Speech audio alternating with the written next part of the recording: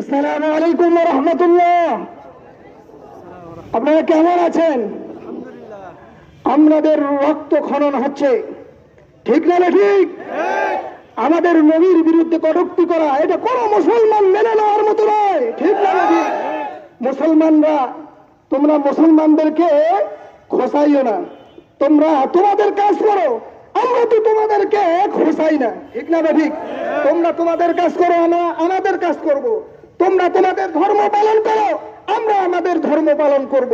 এখানে যদি তোমরা মুসলমানদেরকে খোঁজাইতে আসো, তাহলে মুসলমানের ইতিহাস তোমরা জেনে রাখো। ভারতবর্ষ মুসলমান 800 বছর শাসন করছে। কে করছে? মুসলমানরা। তোমরা এক নিমিষেই ভারতবর্ষ থেকে পালাতে বাধ্য হবা। এই বক্তব্য শেষ আমার। আমি আর কিছু কথা বলতে চাই না, আমাদের অনেকজন আরো আছে।